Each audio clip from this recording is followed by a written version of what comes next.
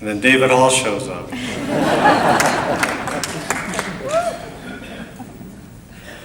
Lisa, oh, you won. Carol Bailey, your dear sweet beloved mother, and her name, Edie Morris. Carol, I don't know where you are. Carol and I go back to the 1971. We worked together, we trained together.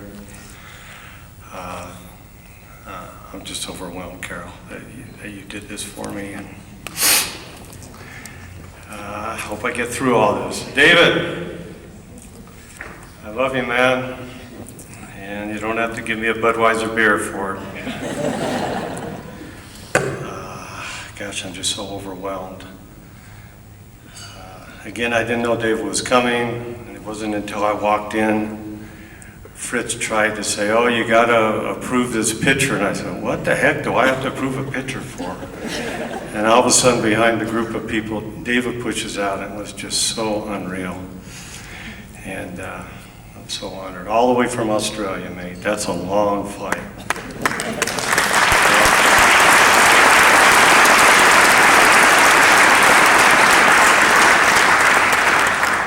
Fritz, you got to give me an extra couple minutes because you pulled this on me. My wife Ellie,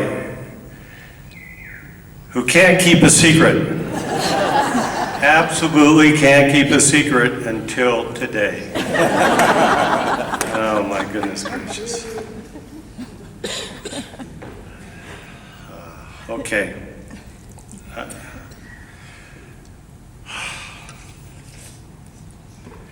Better get my glasses. And then there is a time thing here, so I'll try to read as fast as I can to get through this. Please excuse me, I'm very emotional. When I saw David, my knees buckled.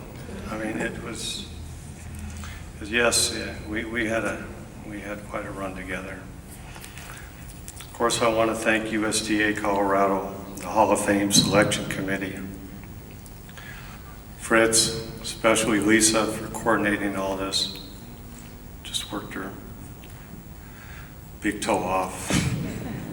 Christy, the Hall of Fame Selection Committee.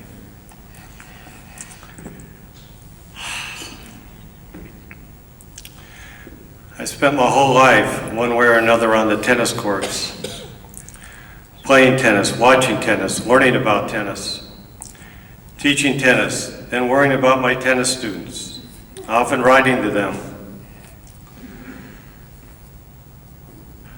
and dreaming about tennis. But it never entered my dreams that I would be standing here as an inductee to the Colorado Tennis Hall of Fame. My love affair at tennis began 58 years ago, as you saw on the screen, when my father insisted I have a sport, and it was he who put a tennis racket in my hand. He knew a sport would open up unlimited possibilities for me, such as to build self-esteem, to learn life lessons, to meet new friends, travel, and to attend college.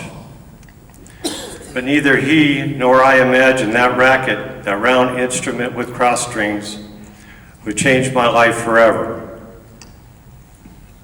As a player, I learned about discipline, sacrifice, hard work, sportsmanship, and to give my full effort.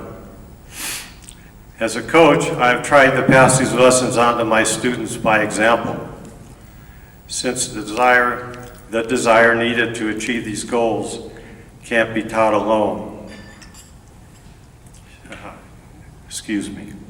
Can't be taught with words alone. David, you got me, man. I practiced this so often, I wasn't going to blow it. Excuse me. And I was sure I'd been through it all. The daily hours of practice, the heat exhaustion, the pressure to win, the knee surgeries, the disappointment of defeat, and later, the decades of teaching on the hard concrete.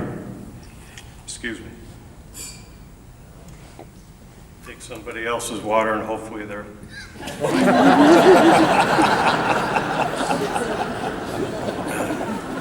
Nothing will happen in the next 3 minutes.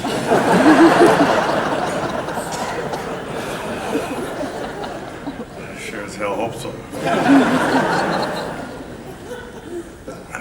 Okay. Somehow, I might be mistaken, but I believe all of these challenges were preparing me to deserve the trust of my students and of a man who one day appeared at my tennis school and asked me to be his teacher. He was in a wheelchair, and I knew very little about wheelchair tennis.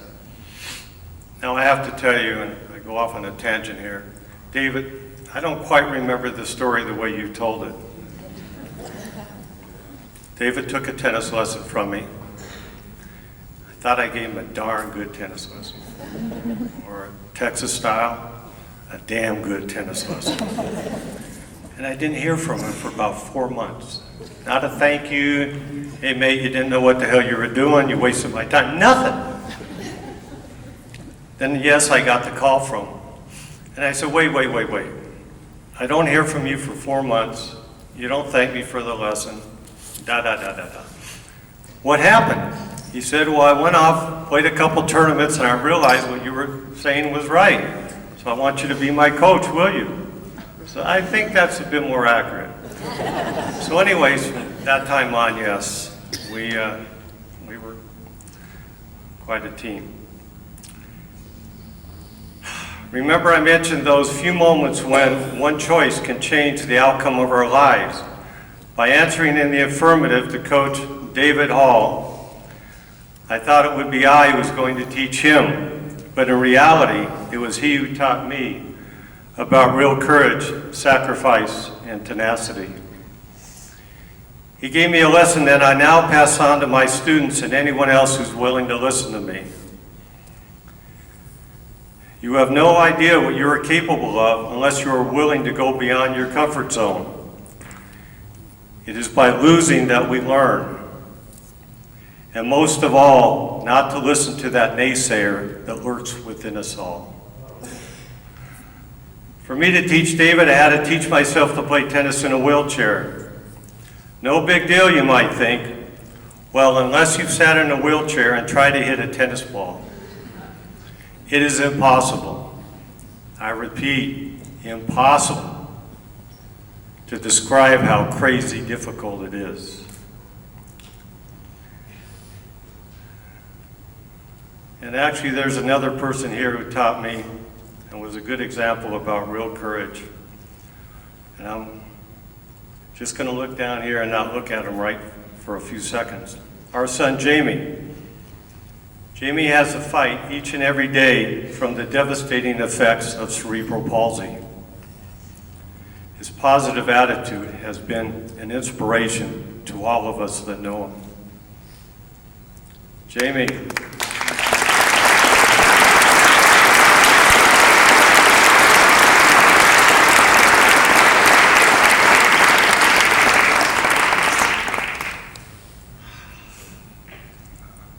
Halfway done, hang in there, please.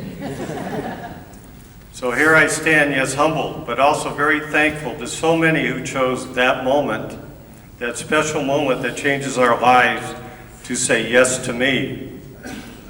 First to my beloved father who introduced tennis to my life. He so much would have loved to be here, but he can't. To Bill Douglas, who helped me and many others to jumpstart our careers. Art Thompson and I both learned much from Bill when we lived in his house in the 1970s.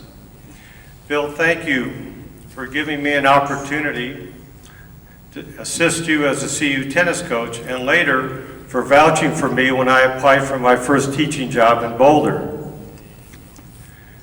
You all might think that wasn't a big deal, but you saw my curly hair. So considering the length of my curly hair, Bill, you put your reputation on the line. I hope I didn't let you down. Also here, to Bill and Meg Curtis. Well, Bill is here. His beloved wife, Meg, is no longer with us, who brought me into their family fold, which meant the world to me. Bill is also here tonight, 90 years young, with his daughter Maura and her family, and he still plays a mean game of tennis.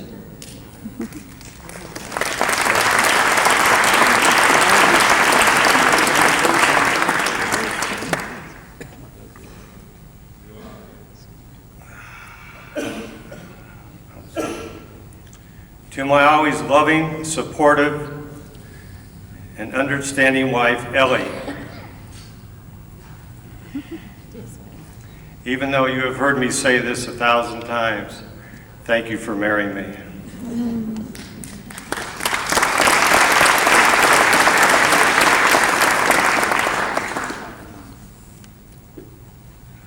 To my wonderful and sensational children, Brett, Ryan, Laura, Jamie, and Francesca. Ryan, if you didn't know, is now a full-time tennis instructor at Rich's Tennis School, and a darn good one, I might add, working with the incomparable Suda brothers, Alan and Chad. Thank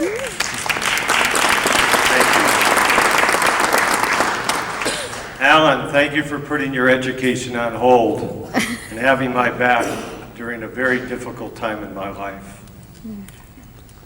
Chad, as many of you know, was a two-time Fairview High School state champion and a CU standout.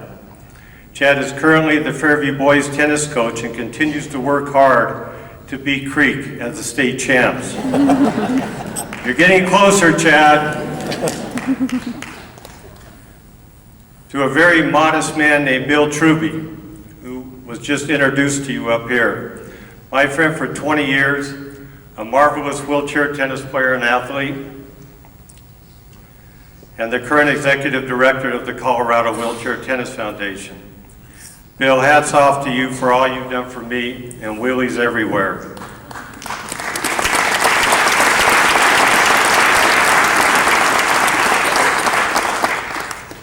And congrats to you for winning this year's Arthur Ashe Award.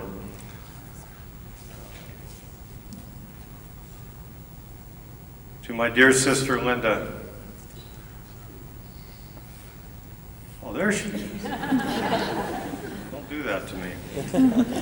I don't often talk about her because words can't fully describe what a wonderful and generous person she is. She is a heart of gold and generous, except when she and I had to share a bathroom as kids. Our parents would be proud of the bond we forged. To my students, many of whom are here tonight, for trusting me to teach you and to teach your young children. Through your wisdom and sincerity, I learned I didn't know as much as I had thought. And because of you, I became a better person, father, and coach. So here it is, what I learned and continue to learn. Be patient. Your children are still growing and need you. Give them 100% of your attention. Never give up on them. Be an example. Better yet, be their champion. Be someone they can look up to and who supports them. Believe in them. It doesn't matter if they win or lose. It really doesn't matter. Yeah, I know, it's more fun to win. Teach them to be respectful, even to their opponents. Insist they do their best, not your best, or anyone else's either. If we can do that today, tomorrow, and always, then indeed, we will all be inducted into the Hall of Fame of Life. Thank you. Thank you very much.